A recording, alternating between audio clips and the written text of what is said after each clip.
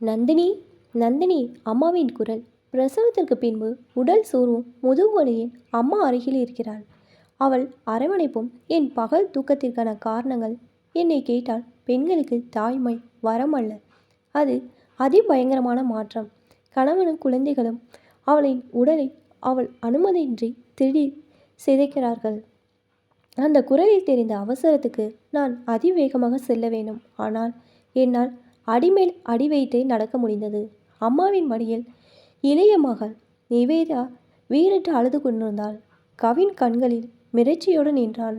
அருகில் பானிபூரி, புதினாச்சாறு, இனிப்பு பாகு வரிசையாக தட்டில் கொட்டி கிடந்த புதினாச்சாறு, குழந்தை உடையில் இருந்த பச்சை நிற சாயம். என்ன நடந்திருக்கும் யூகிக்க முடிந்தது.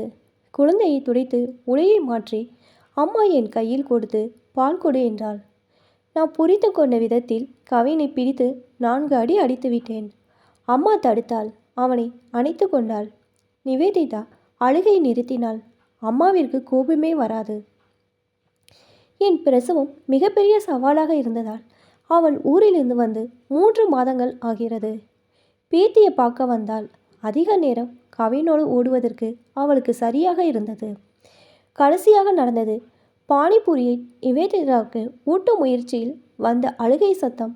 அவள் கண்களில் கார சட்னி பட்டிருக்குமோ என்ற பதட்டம். கவின் அடிக்கடி இப்படி அம்மாவிற்கு தொல்லை கொடுப்பான். அவனுக்கு கொடுக்கும் ஸ்நாக்ஸ் நிவேதிதாவுக்கும் ஊட்டுகிறேன் என்று அடம் பிடிப்பான். வீட்டுக்கு வருபவர்கள் நிவேதிதாவை தூக்கி கொஞ்சக்கூடாது. அழுது அடம் பிடிப்பான். அம்மாவை வீட்டை சுற்றி ஓட வைத்து ஒரு சுத்து இழைச்சிட்டா. இவன் ப்ளே ஸ்கூலில் போடலான்னு அம்மாட்ட சொல்லும் போதெல்லாம் அவனுக்கு 3 வயசு தாண்டி, அவனும் குழந்தை தாண்டி, நிவேதிதா பிறந்ததுனால உடனே அவனை பெரிய மனுஷன் ஆக்கிடாத என்பாள். அவள் அடிக்கடி சொல்லும் துணுக்குகள் என்னை தாயாக செதுக்கி கொண்டிருந்தது. கவினுக்கு சாப்பாடு ஊட்டுவதையும் ஒவ்வொரு நாளும் வெவ்வேறு காய்கறி, கீரை, பழம் என்று திட்டமிட்டு செய்வாள். நான் சீக்கிரமே அலுவலக செல்லணும், உடல் தேரணும். கசாயம், வகை வகையாக சூப்பு, சுவை குறையாமல் சத்தான உணவுகளை அதிகம் தருவாள். தனக்கென்று எதுவும் ஆசை இருப்பதாக காட்டிக்கொண்டதில்லை. எப்போதாவது நானும் குழந்தைகள் தூங்கினால் அவள் விகிடம் எடுத்து படித்து கொண்டிருப்பாள். அப்பா இருக்கும் வரை தனியாக பக்கத்து தெருவுக்கு போய் வரமாட்டாள். கல்யாண வீடோ வேற வீடோ அப்பாவோடு போவா, அவரோடு திரும்பிடுவா. தனியாக சென்று தனக்கென்று துணி எடுத்ததோ நகை வாங்கியதோ எதுவும் கிடையாது. அவர் வீடு திரும்பியதும் உள்ளூர் செய்தி முதல் உலக செய்தி வரை பார்ப்பார். கிரிக்கெட் மேட்ச் அதிக ஆர்வமாக பார்ப்பார். நீயும் வந்து உட்கார்மா என்பேன். அதெல்லாம் ஒன்றும் உங்கள் அம்மாவுக்கு தெரியாது என்பார். எங்கள் இருவரின் படிப்பு, கல்யாணம், அப்பா எடுத்த முடிவுதான் எல்லாத்துக்கும் தலையை மட்டும் ஆட்டி வைத்தாள். அம்மா பிறந்தது வளர்ந்தது எல்லாம் கோத்தகிரி. பறந்து விரிந்த தேயிலை தோட்டங்களும் நீர்வீழ்ச்சிகளும் பசும் புல்வெளிகள், காய்கறி தோட்டம் என எழில் கொஞ்சம் மலை பிரதேசம். சைக்கிள், வண்டி என்று எதுவும் ஓட்ட தெரியாது. கேட்டாலும் அங்கே அனுமதி கிடையாது. ஒரு நாள் அம்மா என்னிடம் தயங்கி கொண்டே, நந்தினி, நான் வேணா வண்டி ஓட்ட கற்றுக்கவா என்றாள். ஏமா, உனக்கு என்னாச்சு?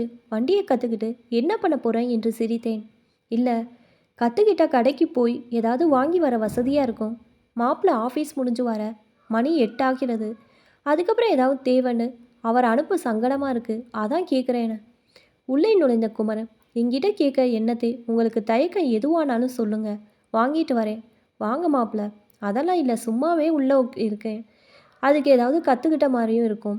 இதுவரை அம்மா இப்படி தன் விருப்பத்தை எல்லாம் சொன்னதே இல்லை. அவள் குமரனோடு மிக நீண்ட நேரம் அதை பற்றி பேசி கொண்டிருந்தாள். சரி, கற்றுக்கட்டுமே என்றேன்.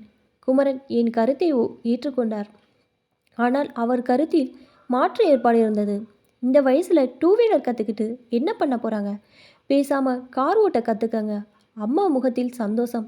அப்படி ஒரு ஆனந்தத்தை நான் பார்த்ததில்லை. என்ன குமரன், விளையாடுறீங்களா? எங்கள் அம்மாவை வச்சு காமெடி கிமெடி பண்ணலையே. நீ தான் காமெடி பண்ணுற. நான் சீரியஸாக தான் சொல்கிறேன். அப்போது நீங்களே கற்றுக் கொடுக்குறீங்களா? இல்லை, வேணாம். டிரைவிங் ஸ்கூலில் சேர்த்துடலாம். அங்கே லேடிஸ் ட்ரைனிங் பண்ணுவாங்க. அதான் பெஸ்ட்டு வே. இதுவும் நல்ல யோசனை தான். ஆனால் அம்மா, நீ என்ன சொல்கிற என்றேன். வைக்கப்பட்டாள். அவள் சரி என்றாள். இதை நான் எதிர்பார்க்கவில்லை. சனிக்கிழமைகளில் குமரன் வீட்டில் இருப்பாள். அதனால் அம்மாவிற்கு கவினிடம் இருந்து ஓய்வு கிடைக்கும். அம்மாவை அழைத்து கொண்டு கவின், குமரன் இருவரும் டிரைவிங் ஸ்கூல் சென்று விடுவார்கள். அம்மா ஆசைப்பட்டால் அனுப்பிட்டேன். வயசான காலத்தில் இது சரி வருமா? குழப்பம் இருந்தது. 55 வயதாகிறது. தைராய்டு குறைபாடு. தினமும் ஒரு மாத்திரை சாப்பிடுகிறாள். அதிக இரத்தப்போக்கு. கர்ப்பப்பையை எடுத்தாயிற்று. வீட்டில் நானும் அக்காவும். அவள் பேங்க்ல வேலை பார்க்குறா. சேலத்தில் கணவனோடு செட்டில் ஆகிவிட்டாள். தீபாவளிக்கும் பொங்கலுக்கு அம்மா வீட்டில் சந்திப்போம். அவ்வளோதான் எனக்கும் அவளுக்குமான உறவு. அப்பப்போ வாட்ஸ்அப், ஃபேஸ்புக் லைக் அதோடு நின்று விடுகிறது. நிவேதிதா பிறந்து 2 மாதத்திற்கு பிறகு ஒரு நாள் திருச்செந்தூர் முருகன் கோயில் புறப்பட்டோம். அதிகாலை எழுந்து காலை சாப்பாடு, பகல் சாப்பாடு என பயணத்திற்கு தேவையான எல்லாம் செய்து முடித்தாள். குழந்தைகளையும் குளிக்க வைத்து உடை மாற்றி எனக்கு எந்த வேலையும் அவள் தந்து விடவில்லை. நேராக குளித்துவிட்டு காரில் ஏறி உட்கார்ந்தேன். திருச்செந்தூர் வரும் வரை எல்லாம் அவளே. தைராய்டு மாத்திரை போட மறந்துவிட்டாள். கோயிலை சுற்றி வரும்போது அவள் தலை சுற்றி விழுந்தாள். நினைக்கவே பதறுகிறது. தலையில் நல்ல அடி. ஆனால் எதுவும் இல்லேன்டா. வீடு வரை காரில் தூங்கினா. அதுதான் அவள் எடுத்துக்கொண்ட அதிகபட்ச ஓய்வு. டிரைவிங் ஸ்கூல் சேர்த்து இன்றோடு 23 நாட்கள் ஆகிறது. அவளிடம் நிறைய மாற்றங்கள் தெரிகிறது. திரைப்படங்களில் வரும் கார்களையும் அதன் பெயர்களையும் கவின்கிட்ட இருக்கும் விளையாட்டு கார்கள் என ஆராய்ந்து பார்க்கிறாள். பக்கத்து ஃப்ளாட்டில் சங்கீதா என்னை விட சிறியவள். அவர் கார் ஓட்டி செல்லும் அழகை ரசிப்பாள். அவளோடு தனியாக காரை பற்றி அதிக நேரம் பேசுவாள். அதிகாலை மணி 4. காலிங் பெல் அடித்தது. குமரன் சாயங்காலமே ஊருக்கு போயிட்டார். இந்த நேரத்தில் யாரா இருக்கும்? காலிங் பெல் தொடர்ந்து அடித்து கொண்டே இருந்தது. சேர்ந்தே கதவையும் தட்டினார்கள். அறையில் 2 கட்டில்கள். நானும் நிவேதிதா ஒரு கட்டில். அருகில் அம்மாவும் கவினும். அப்பொழுதுதான் நிவேதிதாவுக்கு பால் ஊட்டி தூங்க வைத்தேன். சத்தம் எனக்குள் படபடப்பை தந்தது. அம்மாவை எழுப்பலாம் திரும்பி பார்த்தேன். அதற்குள் எழுந்திருந்தாள். யார் நந்தினி? நம்ம வீட்டு கதவை தட்டுறாங்க. அப்படிதான் தெரியுது. யாராக இருக்கும்? இந்த நேரத்தில் அம்மா எழுந்து கதவை நோக்கி நடந்தாள். அம்மா அவசரப்படாத. குமரன் இல்லாத நேரத்தில் கதவை திறக்காத. நந்தினி நந்தினி குரல் கேட்டது. கீழ் வீட்டு கோமதி அக்கா குரல். அம்மா என்னை பார்த்தாள். தலையை ஆட்டினே. புரிந்து கொண்டாள். திறந்தாள். தூக்கத்தில் வாரி போட்டு கொண்ட புடவை கலைந்த கேசத்தில் ஒரு கொண்டை. இன்று பதட்டத்தோடு கோமதி அக்கா. அழைப்பை எதிர்பார்க்காமல் நேரே உள்ளே வந்தாள். குமரன் இல்லையா? சாயங்காலம் தான் ஊருக்கு போனாரு. என்ன அவசரம்? மாமா ஊர்லேருந்து வந்திருக்கிறாரு. மூச்சு எடுக்க முடியல. ஹாஸ்பிட்டலுக்கு கூட்டிகிட்டு போகணும். அதான் கேட்குறேன். குமரன் இருந்தால் காரில் கூட்டிகிட்டு போகலான்னு. இல்லைக்கா, அவர் சாயங்காலமே தான் பெங்களூர் போனார். இப்போ என்ன பண்ணுறது? எதிர் வீட்டில் சங்கீதா கிட்ட கேட்டு பாருங்க. ரொம்ப நேரமாக கதவு தட்ட எந்த சத்தம் இல்லை. விடுங்க, ஆம்புலன்ஸ்க்கு கால் பண்ணலாம். பதட்டப்படாதீங்க. இல்லை, ரொம்ப நேரம் ஆச்சு. அம்மா வேறு அழுதுகிட்டே இருக்கிறாங்க.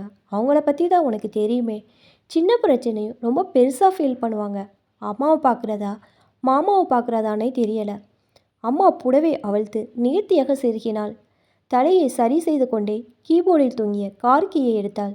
நந்தினி, நீ வீட்டை நல்லா லாக் பண்ணிவிட்டு குழந்தைகளை பத்திரமா பார்த்துக்கோ. கோமதி, நீங்கள் வாங்க. நாம் கீழே போய் உங்கள் மாமாவை ஹாஸ்பிட்டலுக்கு கூட்டிகிட்டு போகலாம். கோமதி அக்கா விழித்தாள். நானும் தான். அம்மா நீ எப்படி என்றேன். அவள் எந்த பதட்டமும் இல்லாமல் நான் பார்த்துக்கிறேன் என்று படிக்கட்டுகளில் இறங்கி நடந்தாள். ஹாஸ்பிட்டலில் சேர்த்துவிட்டு 9 மணி வாக்கில் திரும்பி வந்தார்கள். அம்மா நேரா குளியல் அறைக்குள் சென்று விட்டாள். நந்தினி, எனக்கு என்ன சொல்கிறதுனே தெரில. அம்மா நேரத்துக்கு ஹாஸ்பிட்டல் போயிட்டாங்க. மாமா நல்லா இருக்கிறாரு. சாயங்காலம் டிஸ்சார்ஜ் பண்ணலான்னு சொல்லிட்டாங்க. Mild attack. எங்கள் அத்தை அவங்க பசங்களுக்கு எல்லாம் ஃபோன் பண்ணி சொல்லிட்டேன். மதியக்குள்ளே வந்துடுவாங்க.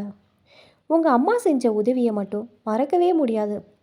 என்னம்மா கார் ஓட்டுறாங்க? நானும் சிட்டியில் தான் பிறந்தேன். என்ன பிரயோஜனம்? ஸ்டேரியம் பிடிச்சு என்ன லாவகமாக ஓட்டுறாங்க. என்ன ஸ்பீடு. போகும்போது ரோடு காலியாக கிடந்துச்சு. ஸ்பீடாக ஹாஸ்பிட்டல் போயிட்டோம். வரும்போது டிராஃபிக் ஆயிடுச்சு. ஆனால் உங்கள் அம்மா 10 வருஷமாக கார் ஓட்டி இருந்தவங்க மாதிரி ரொம்ப நிதானமாக சூப்பராக ஓட்டிக்கிட்டு வந்தாங்க. நிஜமாகவே சும்மா சொல்லாதீங்கக்கா. நான் இங்கே பதட்டத்தில் இருந்தேன். இல்லை நந்தினி, நான் ஏன் உங்ககிட்ட பொய் சொல்ல போகிறேன்? அம்மா குளித்துட்டு வெளியே வந்தாள். சரி, நான் கிளம்புறேன். கோமதி அக்கா எழுந்தாங்க. காஃபி போடுறேன், சாப்பிட்டு போங்க என்றாள். அல்ட்டி கொள்ளாமல் காஃபி போட்டு வந்து 3 பேருக்கு வைத்தாள். காஃபி குடிச்சிட்டு கோமதி அக்கா போயிட்டாங்க. என்னம்மா, நீ நல்லா கார் ஓட்டுறியாமே? அதெல்லாம் இல்லடி, உசுரை காப்பாற்றணும், அது மட்டும்தான் என் மண்டையில் இருந்துச்சு. எப்படி போனேன் எப்படி வந்தேன் எனக்கே தெரியலை என்று பெரும் மூச்சு விட்டாள். அவள் எனக்கு அதிசயமாக இருந்தாள். அப்பா இல்லாத அம்மா அழகாக தெரிந்தாள்.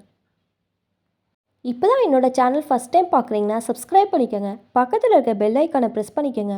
அப்போ தான் நான் ஒவ்வொரு தடவை வீடியோ போடும்போதும் உங்களுக்கு நோட்டிஃபிகேஷன்லாம் வரும். தேங்க்ஸ் ஃபார் வாட்சிங்.